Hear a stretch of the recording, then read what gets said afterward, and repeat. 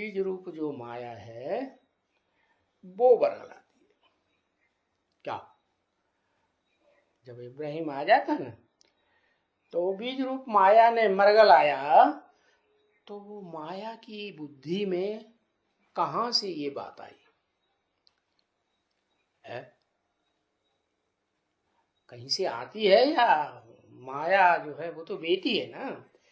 बेटी तो पवित्र भाव वाली होती है, पवित्र बुद्धि होती है, पवित्र होती है, पवित्र होती है।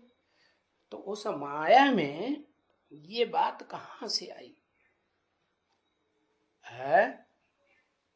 ओहो, हाँ, डमरू से आई। जो इस्लाम धर्म का बीज है वहां से आई। इस्लाम धर्म का बीज तो देवात्मा है, नीचे उतरी हुई आत्मा, लेकिन उसको किसने सिखाया? उसके पास वाइब्रेशन कहां से आया? बीज रूप आत्मा है तो जल्दी वाइब्रेशन पकड़ती है ना। है? क्या?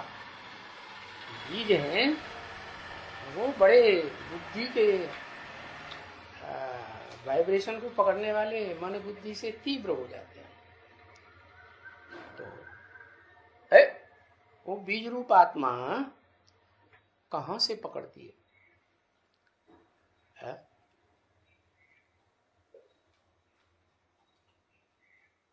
है?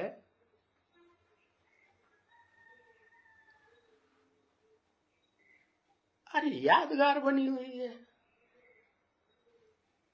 कहां से पकड़ती है? संगम युग की शूटिंग पीरियड में भी पकड़ा होगा, नहीं पकड़ा होगा? है? शूटिंग नहीं होगी तो बड़ा ड्रामा में कहां से आएगा?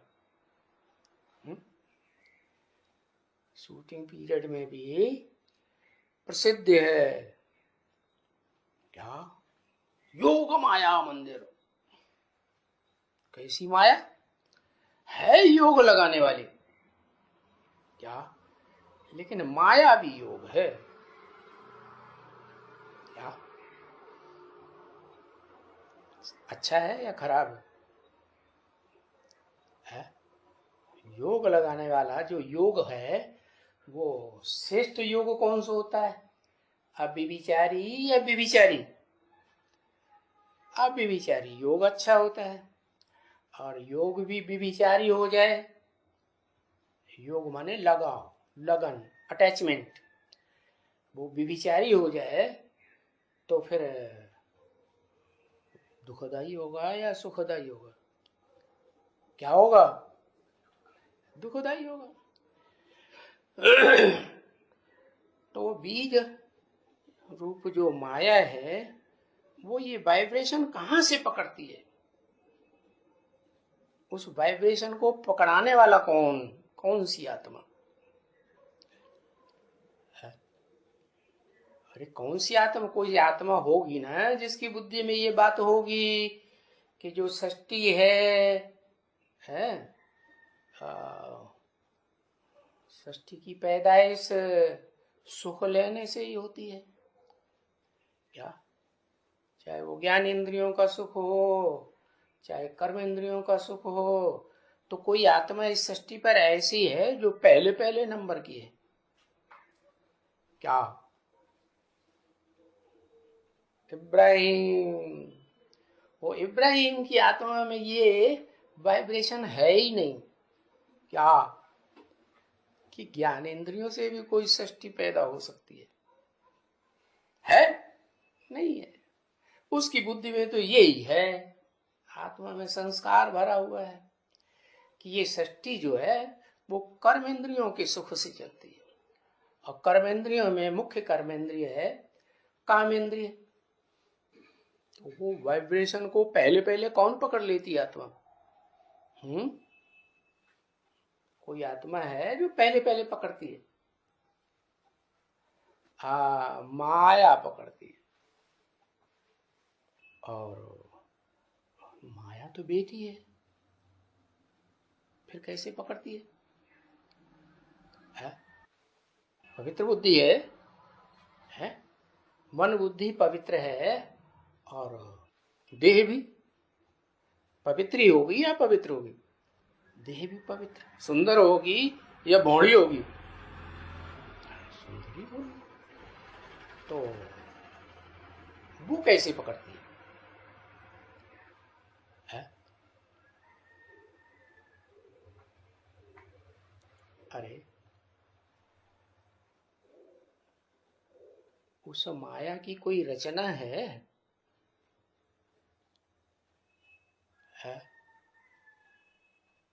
वो माया किसी जड़ को पैदा करती है कि नहीं? है? आधार मूर्त माया। तो जो जड़ पैदा होती है आधार मूर्त, वो इब्राहिम किस में प्रवेश करता है?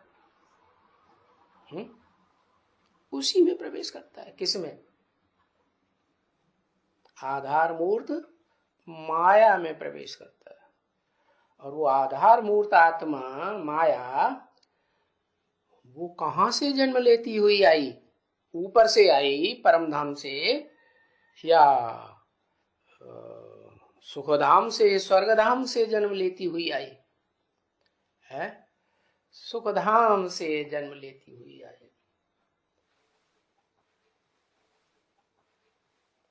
और रचना किसकी है सुखधाम में?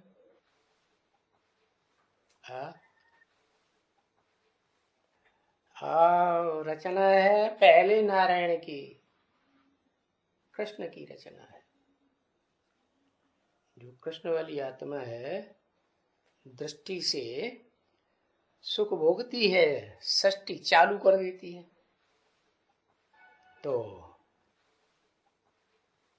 दृष्टि से संगम युग में उसने क्या गड़बड़ किया होगा जो नहीं करना चाहिए है?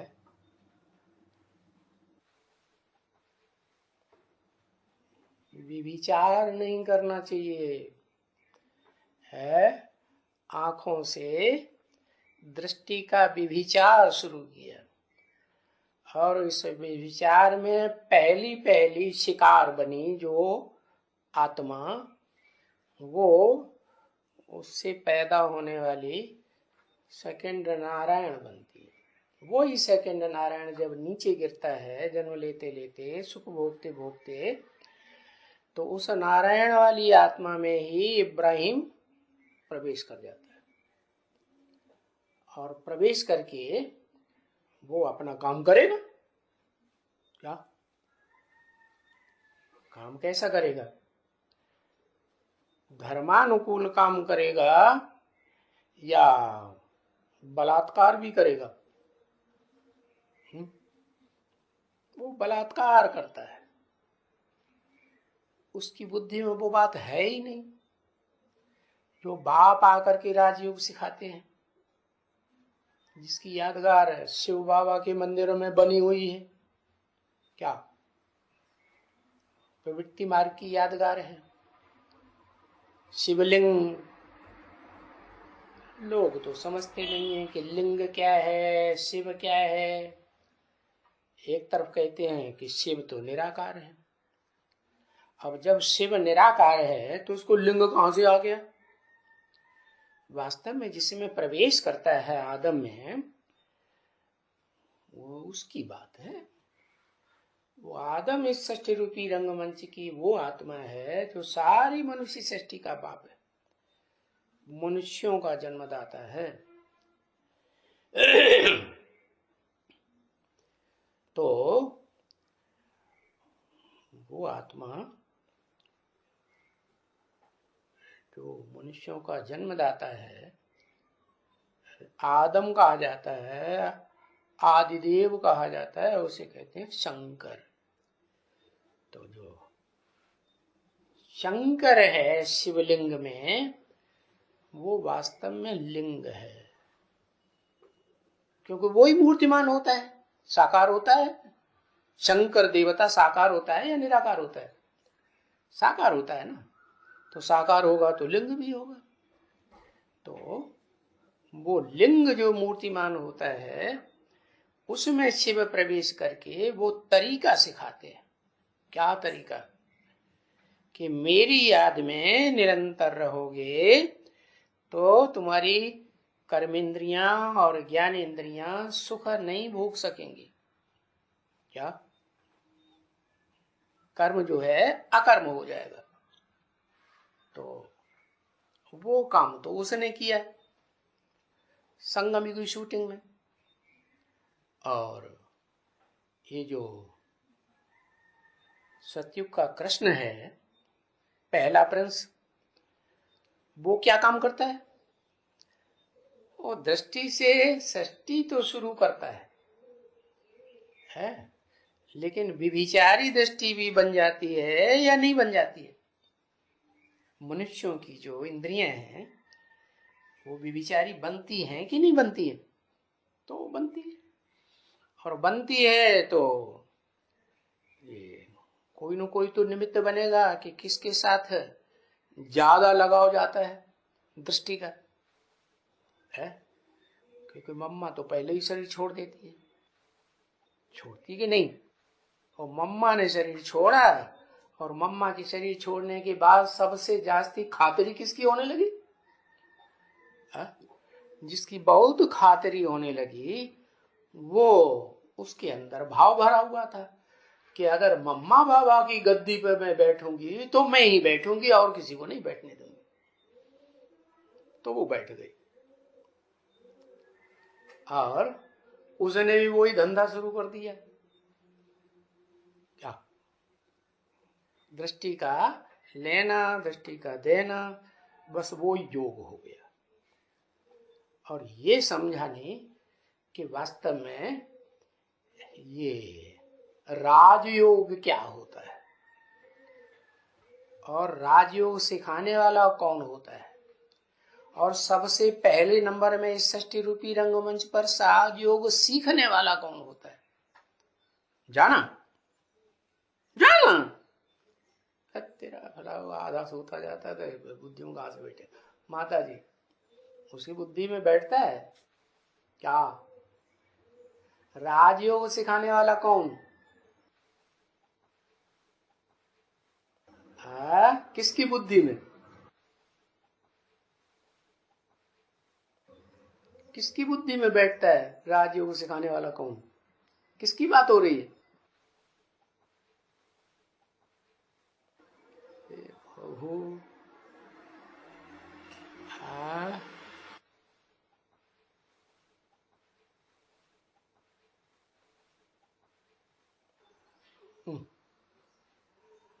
अरे उस समय की बात है जब मम्मा ने शरीर छोड़ा। शिव बाबा कहां से पहुंच गए वहां? है हाँ, प्रकाश मणि की बात हो रही है, ये बात हुई ना। तो उसको सबसे जास्ती रिगार्ड मिलता था यज्ञ में। क्यों? कि उसको मम्मा की गद्दी मिल गई, जो वो चाहती थी सो उसे मिल गया। तो उसने अमेरिका से टाइटल भी ले लिया किसी यूनिवर्सिटी से, जगदम्बा। क्या? तो डुप्लीकेट जगदम्बा हुई या असली हुई?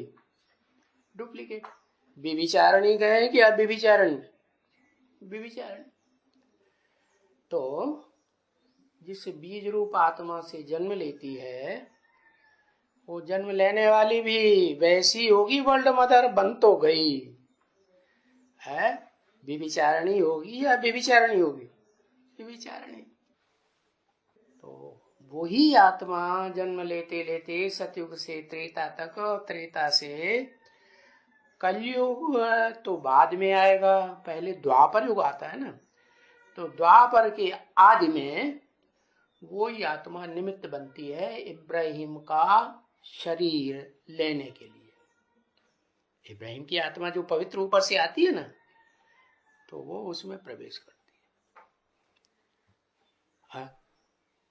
और जो आत्मा सतयुग के आदि प्रिंस की बुद्धि खराब कर सकती है, तो जो प्रवेश करेगी उसकी आत्मा बुद्धि खराब नहीं होगी है? तो वो धंधा शुरू हो जाता है। क्या? कर्मेंद्रिय का, कामेंद्रिय का, वहां से शुरुआत। और ये बच्ची तो बाद में पैदा होती है। कौन बच्ची है? माया बच्ची बाद में पैदा होगी, पहले पहले पैदा होती है। तो वो माया बच्ची जो है, वो तो बच्चे तो सब देख लेते हैं ना क्या हो रहा है। बुद्धि ज्यादा तीखी होती है तो भी पकड़ लेते हैं। उस बच्ची ने बात तो बुद्धि में आ गई है, और बच्ची बड़ी होती है। तो इस्लामियों की संख्या उस समय कम होती है या ज्यादा होती है? ज्यादा होती है? थोड़ी होती है, संख्या होती ही नहीं। अब उन्हें तो अपना भोजन चाहिए, सुख का, कर्म इंद्रिय का भोजन, और मिलता है नहीं कहीं ऐसा सुंदर देह का भोजन। अपनी लड़की, अपनी बहन, बस उनके ही ऊपर फिदा हो जाते। तो लड़की क्या करेगी है? वो क्या करेगी? अपनी दादी अम्मा को नहीं बताएगी है? दादी अम्मा को बताएगी कि नहीं? कौन है दादी अम्मा? दादी अम्मा तो बड़ा प्यार करती है बच्चों को। दादी अम्मा को प्यार होता है कि नहीं? बहुत प्यार होता है। तो कौन दादी अम्मा है? जगदम्बा। जगदम्बा की बुद्धि में बात आती है तो जगदम्बा जगदप्पा को बरगलाती है। वो तो पुरुष है?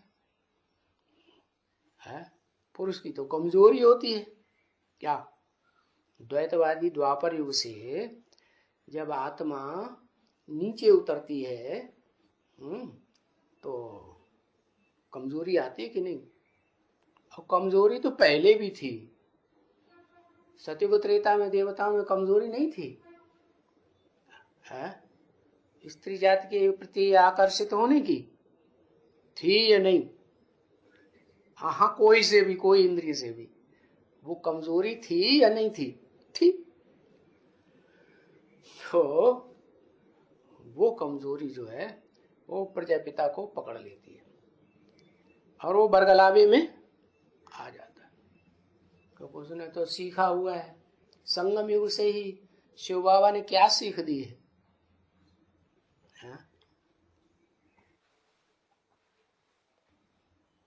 राजयोग की सीख दी है, वो याद रहेगा। राजयोग, राजयोग का नाम निशान देवता सृष्टि खत्म होने से त्रेता युग के अंत में खत्म हो जाता है। याद में रह के कर्म करो। वह याद किसकी याद में रह के कर्म करेगा है? देव आत्माओं को त्रेता के अंतिम जन्म में याद रहता है कुछ? आधा विनाश हो जाता है। भगतड़ में कुछ याद रहेगा? कुछ भी याद नहीं रहता। तो एक बात बाबा ने सिखाई, एक ने कही दूसरे ने मानी, तो बस अब अपना अटैचमेंट तो है ही, पहले से ही है। तो बस बात मानने में क्या देर लगती है, मान ले। लेकिन जो संगम युग से प्रैक्टिस पड़ी हुई है राजयोग की, वो द्वापर युग शुरू होते ही एकदम खत्म हो जाएगी। राजयोग से राजाई करने की और श्रेष्ठ राजा बनने की प्रैक्टिस है या भ्रष्ट राजा बनने की प्रैक्टिस है? श्रेष्ठ राजा। तो वो आत्मा जो है वो तो बलात्कार नहीं करती, लेकिन शुरुआत कौन करता है बलात्कार की? देह का बल प्रयोग कौन करता है? देह की कर्मेंद्रियों का बल कौन प्रयोग करेगा? पहले पहले द्वापर युग से, द्वैतवादी द्वापर युग से। हाँ, इब्राहिम किया तो। और उस हरकत को जो बुद्धि की तीखी बच्ची है उसने पकड़ा और उसने जाकर के दादी अम्मा को बता दिया। दादी अम्मा की तो औलाद है ना, कौन?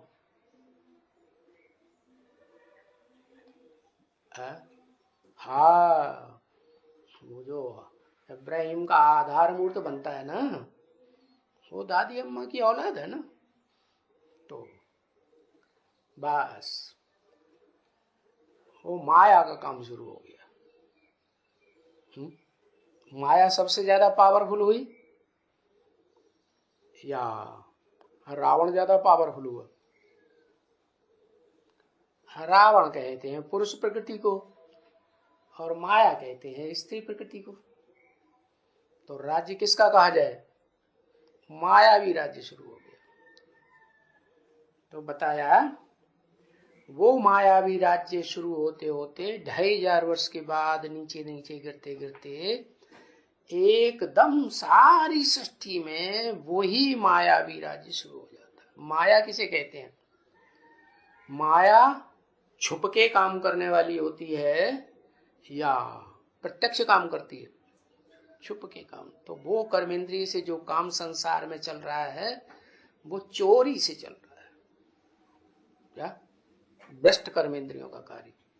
वो कोई भी धर्म वाला हो, क्या वो चोरी से चलता है। फिर एक टाइम ऐसा भी आता है, बाबा ने कहा मनुष्य बंदर से भी बदतर हो। बंदर क्या करता है, कैसे काम बेकार भोगता है? वो तो एकदम पेड़ के ऊपर चढ़ जाता है और वहां निर्लज्ज होकर भोगता है। तो ऐसी सृष्टि की हालत होती है प्रजातंत्र राज्य में। क्या सारे के सारे मनुष्य मात्र बंदरों से भी बदतर बन जाते हैं। और कहा जाएगा कि प्रजातंत्र राज्य में ये कर्म भ्रष्ट धर्म भ्रष्ट हो जाते हैं। प्रजा का पंचायती राज्य हो जाता है। क्या क्या कहा? पंचायती राज्य। 5 क्यों कहा? माना जो प्रसिद्ध है शास्त्रों में, कौन सी माता प्रसिद्ध है जिसके ऊपर 5 पति थे? द्रौपदी। कहां से पैदा हुई थी?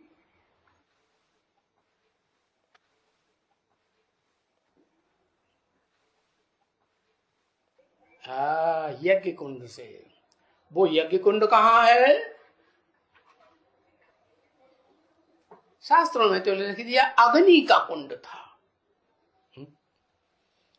अग्नि के कुंड में से स्वाहा स्वाहा किया तो एक बच्चा एक बच्ची पैदा हुई।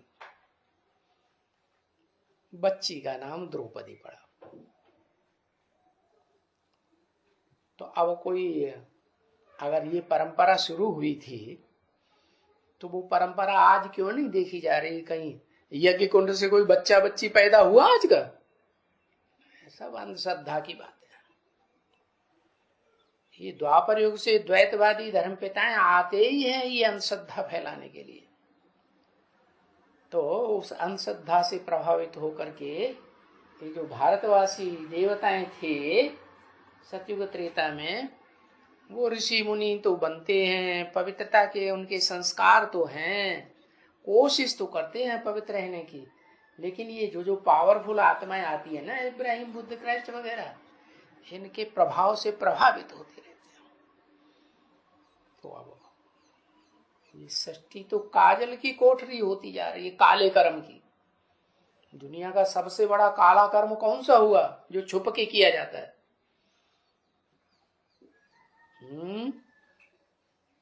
काम विकार। तो ये काली दुनिया शुरू हो गई। उसमें कर्म भ्रष्ट और धर्म भ्रष्ट पंचायती राज्य होता है। पंचायती राज्य क्यों? क्योंकि स्त्री जाति जो है वो कोमल होती है या कठोर होती है? शरीर से भी कोमल और उस कोमल के ऊपर जब आघात होता है तो कमजोर बनेगी या पावरफुल बनेगी? और लगातार आघात होते होते और फिर बच्चे पैदा करते करते सारी शक्ति तो बच्चों में चली जाती है। तो वो शक्ति जो है अबलाओं की सबसे ज्यादा छीन होती है। यहां तक कि कलयुग के अंत में आते आते स्त्री जाति पूरी अबला बन जाती। आ माने नहीं, बला माने बल वाली। और पुरुष प्रबल होते हैं, शरीर से भी, मन से भी, बुद्धि से भी। तो वो तो अपना धंधा करना, दुर्योधन दुष्ट युद्ध करना, सुख तो भोगते हैं, लेकिन जिसके साथ सुख भोगते हैं वो दुष्ट युद्ध जरूर करेंगे, बलात्कार जरूर करेंगे। तो वो कलयुग के अंत में आकर के जो कर्म भ्रष्ट धर्म भ्रष्ट सरकार बनती है, जहां कंट्रोल करने वाले कोई राजा तो होते नहीं है, क्योंकि राजा तो बनते ही हैं तब जब राजयोग भगवान आकर के सिखाते हैं, जिस योग में राज भरा हुआ है। योग माने लगाव, अटैचमेंट। क्या राज भरा हुआ है? माम एकम याद करो। क्या करो? मुझे एक को याद करो। कोई दूजम को याद किया तो राजा कमजोर बनेंगे या पावरफुल बनेंगे? कमजोर राजा बन जाते। तो कोई तो ऐसा होगा जिसने पूरा बात को फॉलो किया हो, क्योंकि शिव तो आते हैं, वो तो निराकार है। वो निराकार तो कैसे बताएगा बात राजयोग की? तो वो तो जिसमें प्रवेश करते हैं उसका नाम ब्रह्मा देते हैं। ब्रह्म माने बड़ी, माँ माने माँ। अब ब्रह्मा के शास्त्रों में मुख 5 दिखाए गए हैं, है ना? 5 मुखों में 4 मुख तो 4 दिशाओं की तरफ हैं, वो देखने में आते हैं। लेकिन ऊपर वाला जो मुख था, ऊर्ध्वमुखी मुख, वो काट दिया गया। क्यों? क्योंकि उस मुख ने ब्रह्मा के मुख से जो वेदवाणी निकली, उन वेदों की भर्त्सना करना, ग्लानि करना शुरू कर दिया। इसीलिए गीता में लिखा हुआ है त्रैगुण्य विषया वेदा निस्त्रैगुण्यो भवा अर्जुन। हे अर्जुन, हे आदम, तू क्या कर, ये जो वेद है ना ब्रह्मा के मुख से निकले हुए, 4 मुखों वाले ब्रह्मा के मुख से निकले हुए, ये 3 गुणों से भरे पूरे हैं। क्या? कौन से 3 गुण? सतरज तम। ये 3 गुणों में जरूर गिराएंगे। कर्मकांड सिखाते हैं ना वेद, यज्ञ करो, ये करो, यो करो, वो स्वाहा करो, स्वाहा। ये दुनिया भर के कर्मकांड बने हुए हैं। ये सब अंधश्रद्धा सिखाने वाले। तो जो ऊर्ध्वमुखी सरहद है ना, उसने तो सारा भंडाफोड़ कर दिया। ब्रह्मा के मुख से निकले हुए ब्रह्म वाक्य, जिसे वेद वाक्य कहते हैं, उसका भंडाफोड़ कर दिया। अच्छा चलो, वो तो भंडाफोड़ किया, फिर असलियत कुछ होगी कि नहीं होगी? तो असलियत वही ऊर्ध्वमुखी ब्रह्मा, वही आत्मा है जो आदम वाली आत्मा कही जाती है, अर्जुन कही जाती है। उसी अर्जुन के शरीर रूपी रथ में शिव बाप आकर के पहले प्रवेश करते हैं। अव्वल नंबर का अर्जुन। अर्जुन भी नंबरवार है। धन का अर्जन करने वाले को अर्जुन कहा जाता है। ये तो ज्ञान धन की बात है। तो जिसने ज्ञान धन का अखूट भंडार निराकार शिव से अर्जित किया, वो अर्जुन ये कर्मकांड की बातों को खारिज कर देता है, वेदों को खारिज कर दिया। तो फिर अब वेदों को मानने वाली तो प्रजातंत्र सरकार है कि आज की दुनिया में कि नहीं है? वेदों को बहुत मानते हैं। ढेर सारे स्कूल खोले हुए हैं, नाम रख दिया गुरुकुल, और उनमें 3-3 घंटे वेद का पाठ होता है, वो कंपलसरी है। अरे भाई, ये कोई नहीं जानता है कि भगवान ने जो आकर के गीता ज्ञान सुनाया, वो गीता ज्ञान किसके द्वारा सुनाया था? वो गीता श्रीमद् भगवत गीता भगवान के द्वारा गाई हुई गीता पहले है या वेद पहले है, वो कोई नहीं जानता। वास्तव में जो 4 मुखों वाला ब्रह्मा संसार में प्रसिद्ध होता है, उससे भी पहले वो ऊर्ध्वमुखी ब्रह्मा था। कहाँ? ओम मंडली में, ब्रह्मा कुमारों की दुनिया में। जिस ओम मंडली में उस ब्रह्मा के तन में प्रवेश करके है, उस अर्जुन के तन में प्रवेश करके उसका नाम भी दिया था ब्रह्मा, लेकिन वो पहले नंबर का ब्रह्मा हुआ या नंबरवार हुआ? पहले नंबर। इसलिए मुकर्रर रथ है वो सृष्टि रूपी रंगमंच पर। आदि में भी वो आत्मा मुकर्रर है, उसका रथ मध्य में भी मुकर्रर है, और सृष्टि के अंत तक भी, जब तक सृष्टि का विनाश हो, वो तन ही मुकर्रर रहता है।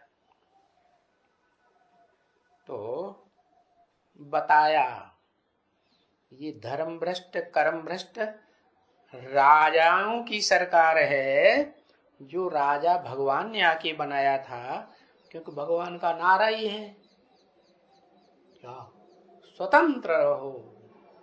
स्व माने आत्मा, तंत्र माने शासन, आत्मा के शासन में रहो। क्या? किसी देहधारी के अंडर में अधीन होके नहीं रहना। तो राजा स्वाधीन होता है, या राजा में राज्य में पलने वाले कोई और स्वाधीन होते हैं? क्यों? रानी स्वाधीन नहीं होती? रानी भी राजा के अधीन होती है। तो ये राजयोग राजाओं को, जो जन्म जन्मांतर सतयुग के आदि से लेकर के कलयुग के अंत तक राजाएं बने हैं, उनको किसने सिखाया?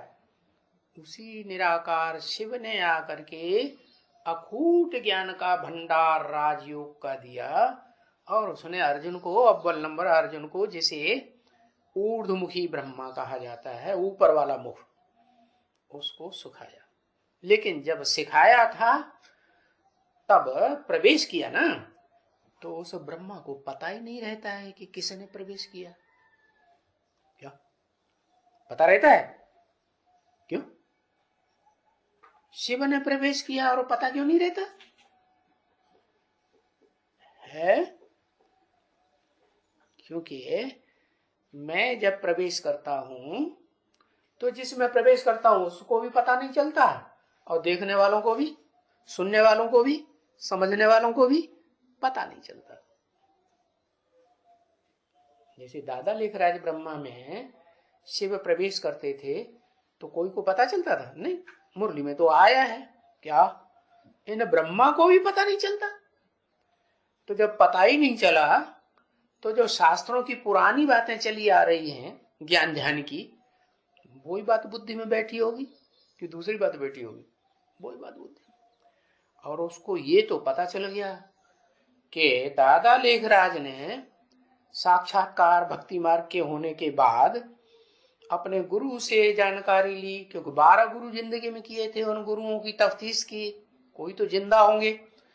तो किसी ने उनके साक्षात्कारों का समाधान नहीं किया। वो भटकते भटकते आखिर विद्वान पंडित आचार्यों से पूछने लगे, वाराणसी तक पहुंचे, जो ज्ञान का भंडार मानी जाती है दुनिया में, एक ही नगरी। वहां भी विद्वान पंडित आचार्यों सन्यासियों से पूछा, किसी ने नहीं बताया। फिर उसके दिमाग में आया कि हमारी दुकान का जो भागीदार था ना, जिसको हमने अपने हीरो की सारी दुकान सौंप दी थी, इस विश्वास के आधार पे ये सच्चा आदमी है और बड़ा विद्वान होशियार है, उससे तो जाके पूछें।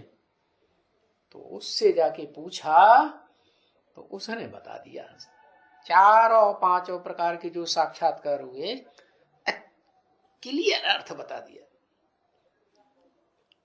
तो ब्रह्मा बाबा को, दादा लेखराज को पसंद आ गया और उनको पक्का निश्चय बैठ गया, एक बात पर तो पक्का ही निश्चय बैठ गया कि मैं सतयुग का पहला प्रिंस कृष्ण हूं और अभी इस कलयुग के अंत में मुझे ब्रह्मा का पार्ट बजाना है। जो संसार में ब्रह्मा के नाम से 4 मुखों वाला ब्रह्मा प्रसिद्ध होता है, वो ब्रह्मा के रूप में सफेद पोष पार्ट मेरा, पक्का निश्चय बैठ गया। तो जिसमें प्रवेश किया पहले पहले, उसको तो पता ही नहीं है क्या कि षष्ठी रूपी रंगमंच पर मेरा क्या पार्ट है। हाँ, शास्त्रों के आधार पर ये बुद्धि में बैठा था, शिवोहम, जो ज्यादा पुरुषार्थ करे, जो शास्त्रों में ज्यादा होशियार बने, वो ही शिव है। क्योंकि जैनियों में भी यही मान्यता है कि मनुष्य जो ज्यादा अच्छा पुरुषार्थ करता है तो वो तीर्थंकर भगवान बन जाता है, सारी दुनिया को किनारे ले जाना। तीर माने किनारा, तीर्थंकर, था माने स्थान, कर माने ले जाने वाला, एक किनारे ले जाता है। ये दुनिया भवसागर है ना, विषय सागर है ना, इस विषय सागर में पार ले जाने वाले को कहते हैं तीर्थंकर। तो वो तीर्थंकर ऐसे ही मानते हैं कि वो जो पुरुषार्थ करता है, ज्ञान अर्जन करता है, वो तीर्थंकर बनता है। तो ये जैनियों के हिसाब से और हिंदुओं के हिसाब से भी शास्त्रों के आधार पर ये बुद्धि में ज्ञान बैठा था, आत्मा सो परमात्मा। और जब आत्मा ही सो परमात्मा, शिवो हम, तो दुनिया को सुधारने वाला कौन साबित होगा? जो शिव है, जो आत्मा सो परमात्मा है, जो अपन को कहते हैं ब्रह्मास्मि, मैं ही ब्रह्मा हूं, सृष्टि का आदि कर्ता। तो उसका फिर फर्ज हो जाता है क्या? दुनिया को सुधारना फर्ज होता है कि नहीं, कि बिगाड़ना? तो फिर उसने दिमाग में, बुद्धि में बात तो आएगी ना, संग के रंग से ही सुधरते हैं और संग के रंग से ही बिगड़ते हैं। तो बस जो संग का रंग है वो कर्म इंद्रियों से लगाना, चाहे वो ज्ञान इंद्रियां हो, आंखें, चाहे वो मुख हो, और चाहे वो भ्रष्ट इंद्रियां हो, कर्म इंद्रियां, उनसे संग का रंग लगाना शुरू कर दिया। अमेरिका तक आवाज पहुंच गई। क्या क्या आवाज पहुंच गई? अखबारों में ये बात निकली कि कलकत्ते का एक जौहरी कहता है कि मुझे 300-400 कन्याएं मिल गई हैं, 16,000 चाहिए। अरे बाप रे, बस वो बात सिंध हैदराबाद में आग की तरह फैल गई है। और वहां तो सत्संग में वो जौहरी भी था, कलकत्ते वाला, बाबा का भागीदार। तो बस बाबा, ब्रह्मा बाबा, दादा लेखराज तो रफू चक्कर हो गए, भाग गए। अब उनका तो बहुत ज्यादा मान मर्तबा था ओम मंडली में। सिंधियों में सिंधियों का मान मर्तबा होगा कि नहीं है? सिंधी लोग उनको बहुत अच्छा समझते थे, क्योंकि जब सत्संग की शुरुआत हुई थी तो सिंध हैदराबाद वालों को ढेरों के ढेरों लोगों को साक्षात्कार होते थे। कृष्ण का साक्षात्कार होता था, फिर कृष्ण के साक्षात्कार के बाद तुरंत सफेद पोष का साक्षात्कार होता था ब्रह्मा के रूप में। तो उस समय साक्षात करके ढेर सारी आत्माएं वहां से सत्संग में हुजूम इकट्ठा होने लगा। और वो सारा का सारा सत्संग ब्रह्मा तो बड़े धनवान थे, उनके तो ढेर सारे मकान भी थे, बड़े बड़े महल माड़ियां जैसे। तो उनमें ये धंधा चलता रहा। और जब विस्फोट हुआ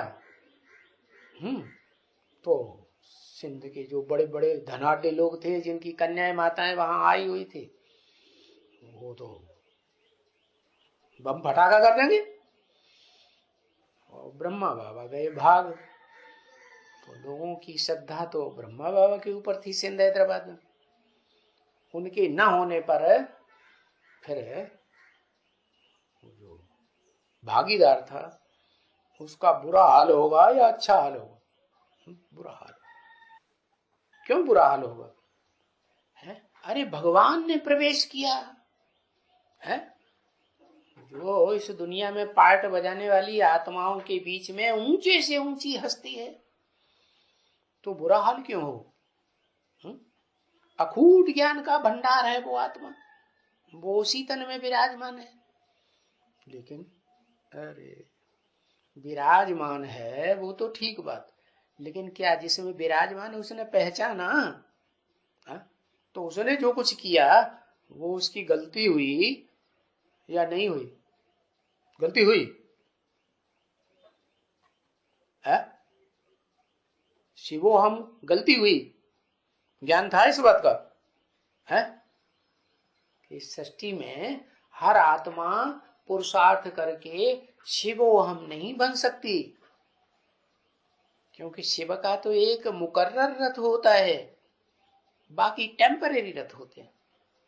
जो रथ में दिखाए गए अर्जुन के 4 घोड़े हैं जो देखने में आते हैं, क्या मन रूपी अश्व। वो चारों मन रूपी अश्व जो हैं वो उनकी लगाम जो है देखने में आती है उसके हाथ में, भगवान के हाथ में। बाकी कोई और भी अश्व है क्या रथ में? कौन है? अर्जुन।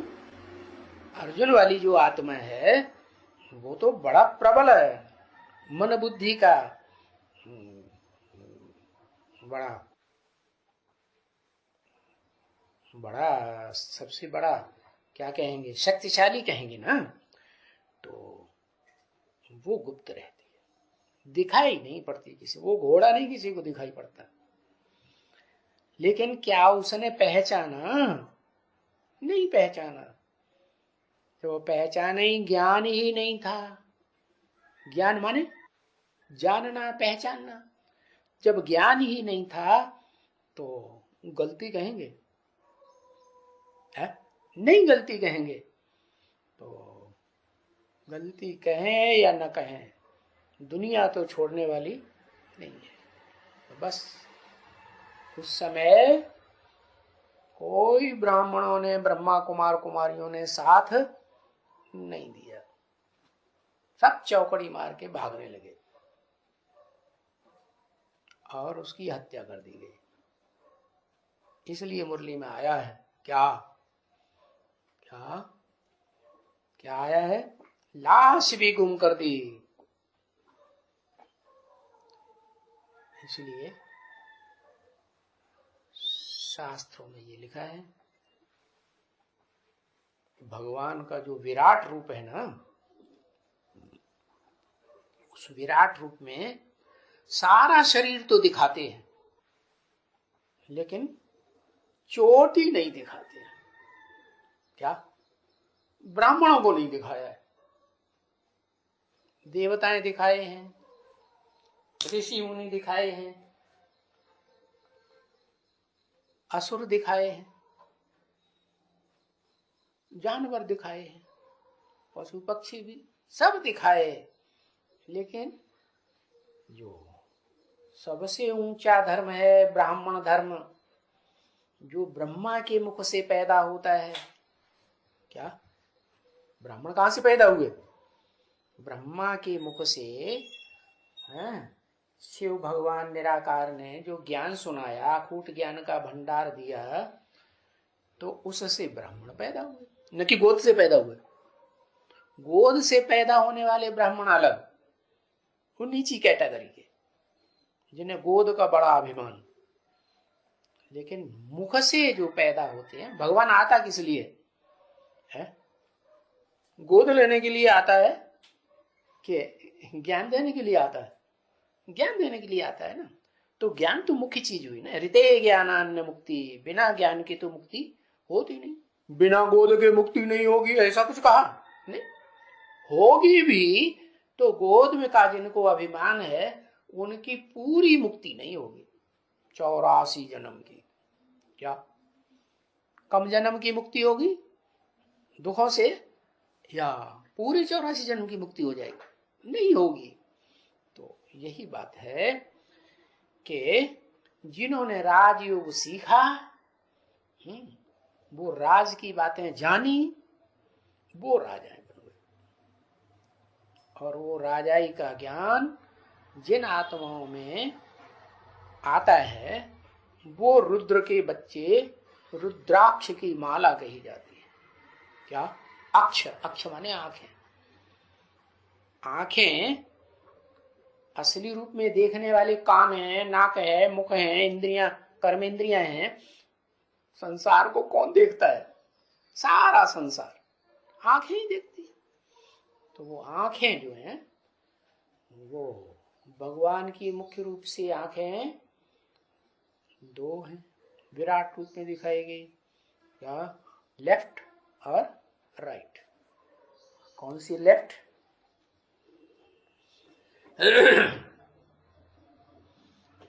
एक राम और एक कृष्ण। क्या? जो लेफ्ट आंख है जब संपन्न बनती है ना, तो वो लेफ्ट आंख कमजोरियां पकड़ती है या गुणों पे ज्यादा ध्यान देती है? क्या पकड़ती है लेफ्ट आंख? है कमजोरियां पकड़ती है। और कमजोरियों के आधार पर जो पाप किए हैं उन पापों के आधार पर दंड देती जाती है। और सीधी आंख जो है वो पाप भी देखती है और पुण्य भी देखती है। तो सीधी आंख का पार्ट बजाने वाली आत्मा होगी कलयुग के अंत में, उसकी सीधी आंख अच्छी होगी या खराब होगी? है? कैसी होगी? अच्छी होगी ना। है? उसमें चश्मा लगने की जरूरत है नहीं। और जो लेफ्ट आंख होगी उसमें जरूर कमजोरी होगी। क्या?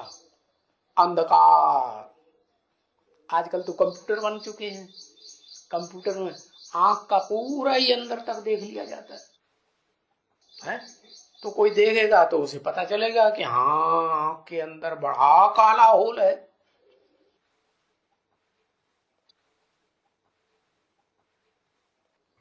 मतलब क्या हुआ? अच्छाई भी देखती है और बुराई भी देखती है। धृतराष्ट्र क्या देखता था? है? वो क्या देखता था? है? धृतराष्ट्र अपने जो बच्चे थे उनके तो गुण देखता था, बड़े अच्छे हैं, बड़े सुंदर है, राजकाज संभाल सकते हैं, मैं अपना राजा उन्हीं को बनाऊंगा। और जो दूसरों से पैदा हुए बच्चे, भले भाई ही क्यों ना हो, उनको बस कानिया नजर से देखता था, उनकी कमजोरियां पकड़ता था। तो ये धृतराष्ट्र का जो शास्त्रों में पार्ट बजाया वो कौन हुआ? है? कौन हुई आत्मा? जो धृत माने धर के बैठ गई, राष्ट्र माने धन संपत्ति है। ब्राह्मणों की दुनिया की सारी धन संपत्ति धर के बैठ गई। कैसे? ब्रह्मा बाबा को कैसे बता देंगे? क्या प्रूफ? अरे प्रूफ भी बताओगे? बिना प्रूफ प्रमाण के ऐसे ही हर बात बताते रहोगे अंधश्रद्धा से सुनी सुनाई। अलग को मिला अल्लाह। ब्रह्मा कुमारियां तो कहती हैं वही अल्लाह, अलग उसके अंदर अल्लाह आ गया। उसने ज्ञान सुनाना, मुरलियां सुनाना शुरू कर दिया, वही तो है अल्लाह। देखो मिली बादशाही। अरे ब्रह्मा बाबा को तो ब्राह्मणों की दुनिया की बादशाही मिली। वो अल्लाह भी है उसके अंदर, वो बादशाह भी है ब्राह्मणों की दुनिया को। और जो ब्राह्मणों की दुनिया में शूटिंग करेगा बादशाही का, वो ड्रामा में भी करेगा।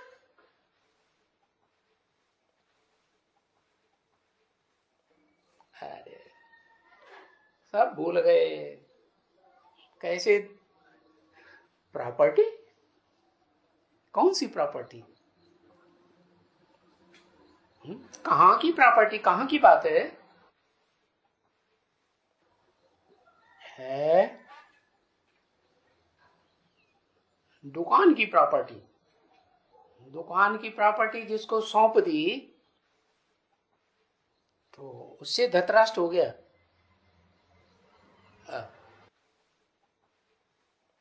अरे वो धतराष्ट्र हो गया इसलिए कि उसने ओम मंडली में धोखा देके भाग गया, और भाग जाने के बाद जब उसकी मौत हो गई, लाश गुम कर दी लोगों ने, तो मैदान में आ गया।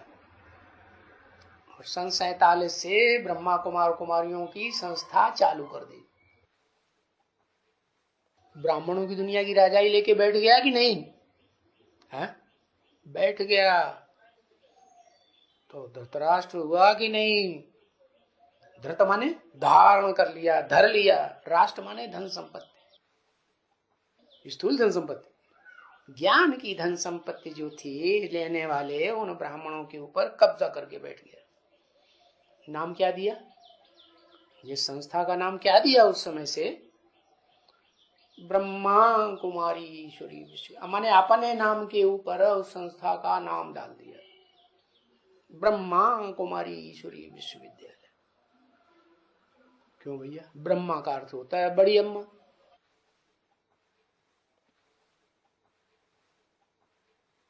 अम्मा के द्वारा राजकाज चलते हैं दुनिया में सब है? क्या अम्मा विधवा अम्मा है? एक प्रजातंत्र राज्य में भी, भारत में एक विधवा अम्मा हुई। भक्ति मार्ग में शूटिंग होती है ना। हाँ, इंदरा, अंदर, इन माने अंदर, डरा माने डर। जिसके अंदर डर भरा हुआ था, पाप कर्म करेगा तो डर भरा होगा कि नहीं है? हाँ, तो इंदिरा, फिर टाइटल मिला गांधी। अच्छा, ये गांधी जो नाम लिया वो किसकी पुत्री हुई फिर? कोई गांधी नाम का था क्या? कौन था? करमचंद गांधी। नाम क्या पड़ा? करमचंद। कर्म का चंद्रमा, कर्म करो। अरे जब देवताओं को ही कर्म करने की दरकार नहीं होती है, प्रकृति सारे कर्म करती है, सृष्टि के संचालन की सब पूर्ति करती है, तो कर्मेंद्रियों से कर्म करने की जरूरत है? तो करमचंद गांधी नाम पड़ गया, गांधी। क्योंकि कर्मेंद्रियों में प्रधान इंद्रिय तो काम इंद्रिय है। गंदा काम करती है कि सुच्चा काम करती है? गंदा काम करती है। तो ये तो भक्ति मार्ग की बात है। प्रजातंत्र सरकार जहां से चालू हुई वहां की बात। ज्ञानियों में भी प्रजातंत्र संस्कार, प्रजातंत्र सरकार के फाउंडेशन पड़ा होगा या नहीं पड़ा होगा शूटिंग पीरियड में? तो वो हुए दादा लेखराज ब्रह्मा। क्या? कैसे? क्या गंदा काम किया?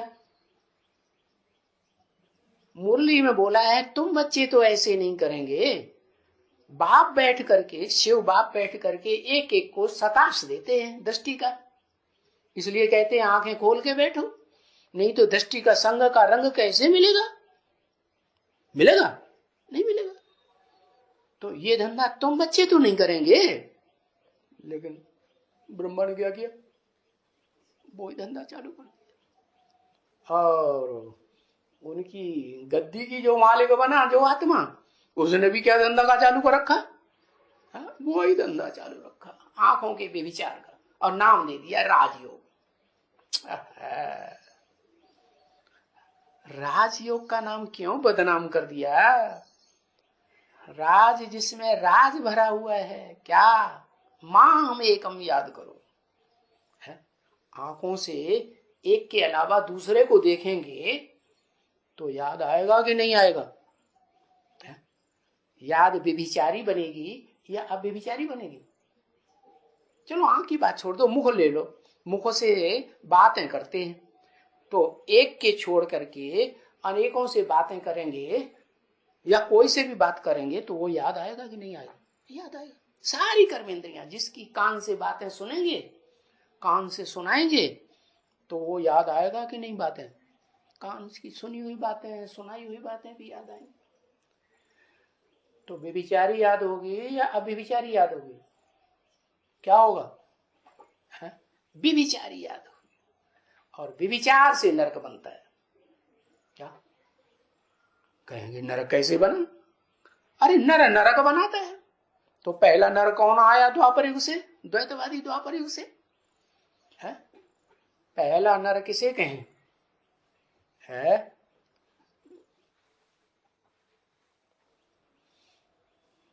ईव स्त्री है कि नर है?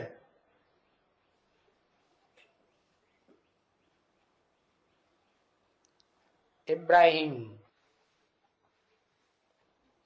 हाँ, जो इब्राहिम वाली आत्मा है वो भ्रष्ट इंद्रियों के कर्म करना शुरू करती है और कराती है इस संसार में। उसके प्रभाव से प्रभावित हुए जो देव आत्माएं हैं, जन्म लेते लेते सुख भोगते भोगते नीचे उतरते हैं, तो वो पहले प्रभावित हो जाते हैं। अप्रभावित माने प्रजा।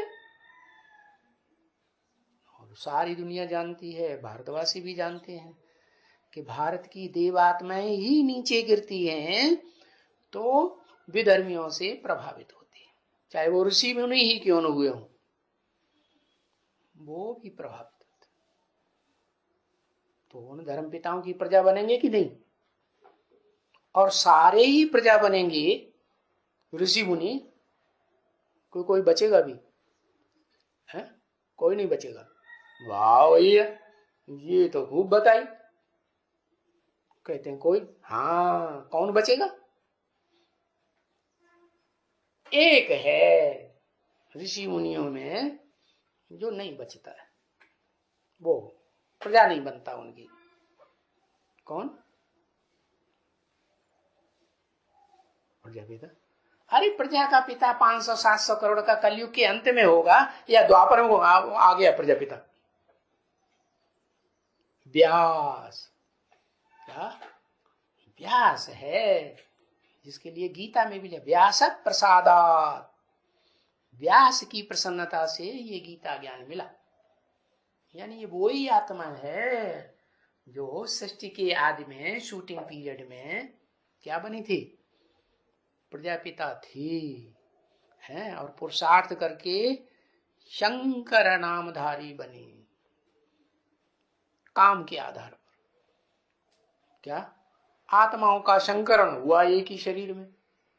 चंद्रमा का भी संकरण हुआ है, शिवनेत्र का भी संकरण हुआ, और जिसका रथ था वो अर्जुन आदम प्रजापिता कह दो, क्योंकि पहले पिता होता है कि पहले पति होता है?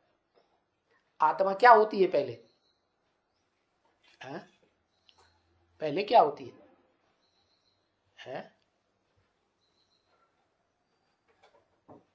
अरे पुरुषार्थ करते के सारी विश्व का पिता बनता है, पति बनता है, या पहले ही विश्व का विश्वपति बन जाता है? पुरुषार्थ करता है, और पुरुषार्थ करने से पहले तो पिता था ना। तो शास्त्रों में नाम वो ही दे दिया है प्रजापति।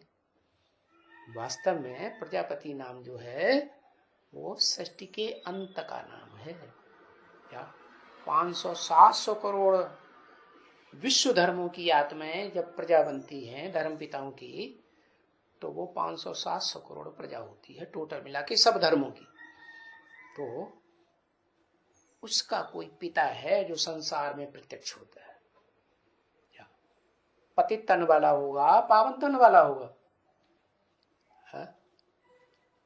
पतित तन वाला होगा ना।